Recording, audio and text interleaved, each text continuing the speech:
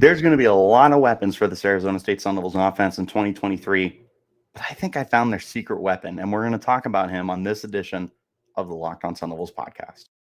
Are Locked On Sun Devils, your daily podcast on the Arizona State Sun Devils, part of the Locked On Podcast Network, your team every day.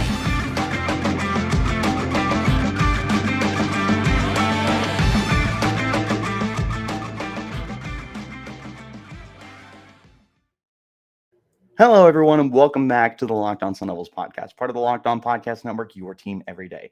My name is Richie Bradshaw, and I will be your guide for everything Arizona State Sun Devils. As always, thank you guys for tuning in. Wherever you're getting your podcast, hit like and subscribe, and turn on notifications so you get an update whenever we post new content. Stay in touch with that content by following me on Twitter at RichieBrads36 and the podcast as well at LO_Sun Devils. Now, we talked yesterday about the defense and all the weapons that they've got, like all the different pass rushers, all the different defensive backs, the way the linebackers play.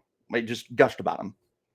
I want to flip the script, and I want to talk about the offense, but I want to talk specifically about one player on the offense, because as I've watched this group, there's been some obvious standouts. Elijhah Badger is going to be one of the best receivers in the Pac-12 this year. Xavier Guillory is going to be an amazing weapon for Arizona State and somebody that the conference should not overlook. Giovanni Sanders looks like another very good, well-kept secret for the Sun Devils offense. Jalin Conyers is going to be the best tight end in the Pac-12. Put it in pen. It's easy to talk about those guys. It's also easy to overlook some of the other dudes on the roster who are making moves right now. I know, like Cameron Skattebo and DeCarlos Brooks at the running back position look very, very good, and they look like they're going to be big-time contributors for this offense. I think that Messiah Swinson could have a very quietly good season as the number 2 tight end here at Arizona State. I think there's other receivers who could find roles with this team as well. But there is one guy who I think is going to end up being the ultimate utility weapon for the Sun Devils as both a receiver and a runner, and even better yet, as a return man too. If you haven't figured it out yet, I'm talking about Javen Jacobs. I look at Javen Jacobs, and I want to apologize, but I also don't want to apologize for this very easy layup kind of comparison here. It is really hard to watch what Javen is doing in practices, to watch him getting reps at the running back position now, and just finding ways to get incorporated on the offense and seeing the Arizona State coaches want to get him on the field and get the ball in his hands in as many ways as they possibly can. You can't tell me that doesn't remind you of another former Arizona State Sun Devils running back. Better yet, a guy who also played wide receiver for the team. Better yet, and this is where it starts getting almost lazy to make this comparison. They both wear number 8. They both play for Arizona State. They're both Valley kids who went to Saguaro High School. Now, his predecessor is on ASU's staff. I'm talking about DJ Foster. I am talking about one of the most underrated Sun Devils to ever lace up for the program. I look at Javen Jacobs. I see the same exact kind of guy. And it feels like their roles are just being so intertwined together that it's really hard to overlook this and not think that this isn't some kind of fate or that it's not the poetry that we see in sports so often. This just fits together like a good rhyme. It flows well. It makes sense. And I'm going to explain it for you. But the easiest way to explain it, besides the little coincidences, they both wear number 8. They both were from Saguaro High School. Now DJ Foster is on the player personnel staff and is going to be working with Javen Jacobs. Like, it's easy to make those comparisons, right? But where it becomes really interesting is comparing the kind of players that they are and comparing the circumstances that they're in. And that's what we're going to take a look at right now. Before we get that far, though, I do want to talk to you about our friends over at FanDuel. The NBA playoffs are here, or almost here, I should say. And now is the perfect time to download FanDuel, America's #1 sportsbook, because new customers get a no-sweat first bet up to $1,000. That's bonus bets back if your first bet doesn't win. Just download the FanDuel Sportsbook app. It's safe, secure, and super easy to use. And you can bet on everything from the money line to point scorers and threes drained. Plus, FanDuel lets you combine your bets for a chance at a bigger payout with a same-game parlay. So don't miss your chance at a no-sweat first bet up to $1,000 in bonus bets when you go to FanDuel.com/lockedon. That's FanDuel.com/lockedon to learn more. Make every moment more with FanDuel, an official sports betting partner of the NBA. All right. Let's talk about the gameplay that these guys have. Javen Jacobs recruited out of Saguaro High School. 3-star prospect, wide receiver, played some defense as well. Didn't really get any offensive touches for Arizona State. In fact, I don't think he recorded a statistic last year. He did appear in the return game and had 7 punt returns and 4 kick returns. Nothing crazy, only 2.6 average for punt return and a solid 26.3 as a kick returner. Nothing crazy. It was pretty easy to forget that he was on the team, if we're being honest. But this is definitely a kid that had that versatility when he was coming out of Saguaro, and he was a kid that you looked at and you were like, if they can figure out a role for you, there's gonna be times where you're gonna want to get the ball into Jacobs' hands and see what he can do with it. And now, as spring practice has rolled around, they've started lining him up in the backfield. They've started lining him up at running back, where the roster is not nearly as deep. They've got a handful of guys right now, Skattebo and Brooks, as I mentioned. Javen White is there. And after that, there's nothing really to write home about. There's a recruit that's in there whose name is escaping me. My apologies. I think there's 5 guys on the roster right now for the running back position. And it's going to need some competition. Jacobs is going to provide a little bit of that. But what I like about Jacobs is that receiving prowess that he brings. And I look at Kenny Dillingham in the offense that he's going to want to run. And I think that Dillingham is just going to want to get the ball out quickly and allow playmakers to be able to do things with the ball in their hands. And he's got the guys on offense to be able to do that with Elijhah Badger, with Xavier Guillory, with Jalin Conyers. These are guys who can be rack machines. Jacobs feels like he's cut from that same cloth in terms of being able to do something after the catch when the ball is put in his hands. And you look at all the competition that's been scattered throughout this roster, and especially the wide receiver position, it would just be very difficult to be able to consistently get Jacobs onto the football field right now, because you have Guillory, Badger, Sanders, Stovall, Jake Smith.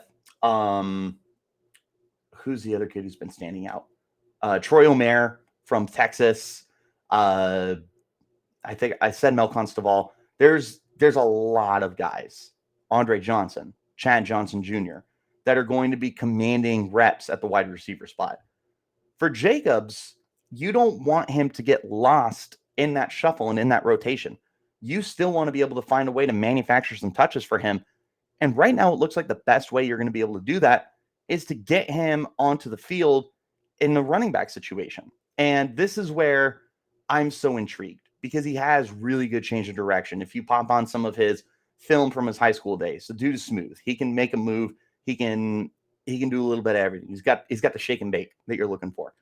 And getting that out of the backfield is going to be incredibly unique to the Sun Devils. It's not something that they've really had since DJ Foster. I mean, Kalen Ballage, solid receiver, nothing great.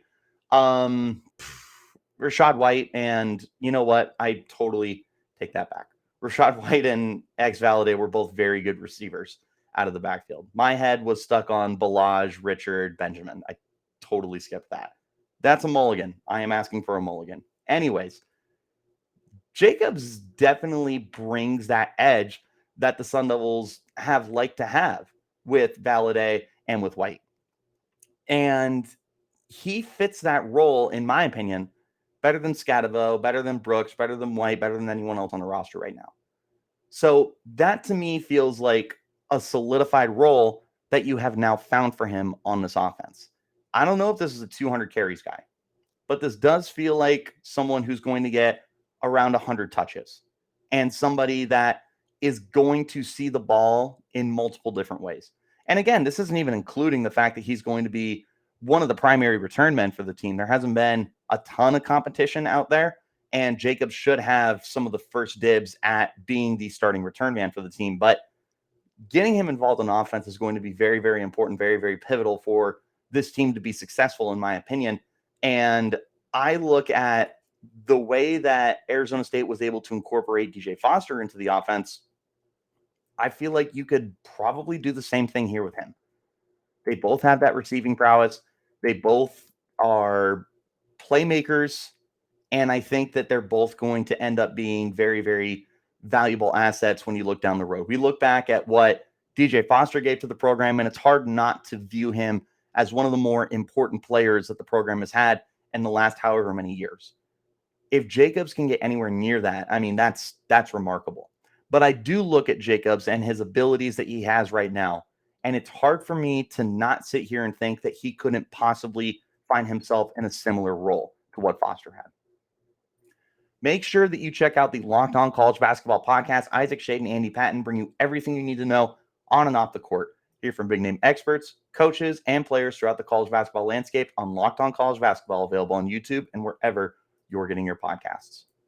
Continuing our conversation now, looking at the roles they would play. So I've described it a little bit, is talking about DJ Foster and how he was like this really interesting running back who transitioned to receiver. And now you look at Jacobs, who's a little bit opposite in the sense that he was a wide receiver who looks like he might be converting to running back. And this is where I want to shift the conversation to talking about the way that it just makes sense, their roles with this team.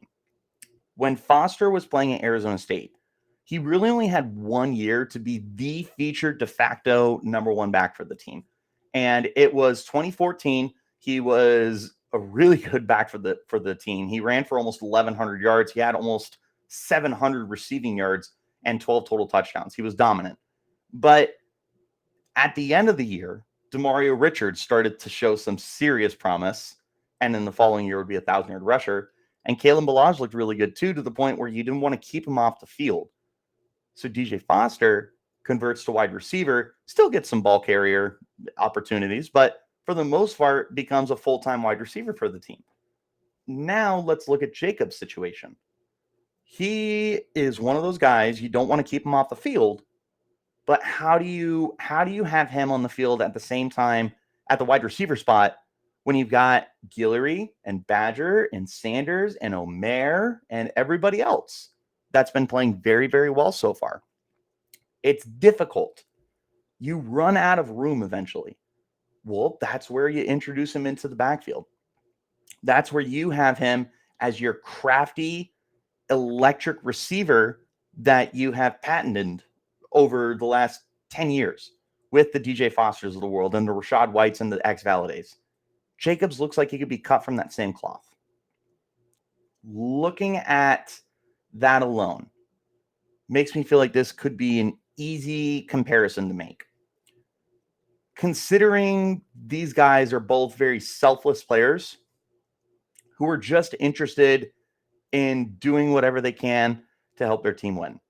This also fits very well in that narrative. Looking at Javen Jacobs, he clearly in a 3-9 season was not in the people's ears, in the coach's ears, in his teammates' ears, in the fans' ears, telling them how unhappy he was without getting touches on offense and anything like that. And that he was really only getting incorporated on special teams. Sticks it out, and long and behold, I mean, Jason Mons comes up. That was his coach at Saguaro. And now he's got this perfect opportunity in front of him to really turn into something special with the program. Again, this just feels like poetry to me. And I know some people don't buy that stuff, but to me, when things feel right, it's just hard to deny them. And I look at Jacobs and I look at everything that's going on at Arizona State right now. And it's just hard not to see Jacobs becoming that kind of guy for the team. He just brings an edge at the running back spot that just makes him different. And he looks like a dynamic weapon. The way that he's played in camp, too, has really shown off. And this is one of the reasons why I wanted to talk about him, is because he has shown off in camp. And he does look like an exceptional playmaker. I'm not sitting here and telling you that this kid is like Pac-12 Offensive Player of the Year or MVP or Heisman or whatever. I'm not even telling you this is a full-time starter for Arizona State. What I am telling you is this is a guy that I truly believe will be getting the ball a lot in 2023. And he's going to be one of those dudes. When he goes onto the field, you want to find where number 8 is, because there's a good chance he's going to get the ball. And there's going to be an opportunity for him to make a play. Javen Jacobs feels like a very special talent. And he feels like somebody that you should not be sleeping on. And that's what I'm here for. So hear me out, guys. Kenny Dillingham is going to be looking for any and all playmakers in 2023. Does not matter who's going to be throwing the ball. What matters is that there are people who can come out there and make plays when they're given opportunities. They've got a lot of those right now. But I'm telling you, I think Jacobs is going to end up being one of those guys too. I think that in spring ball, we can identify the secret weapon of this Arizona State Sun Devils offense as Javen Jacobs. And the excitement that I have for him could end up having no bounds. The more I watch him, the more fascinated I am with the idea of just putting the ball in his hands and saying, go do something. 2 times a game, 10 times a game. I don't care. This is just one of those guys. There's something about Javen Jacobs. And I promise you, this kid's different. Look out for him for the remainder of spring ball from people who are covering.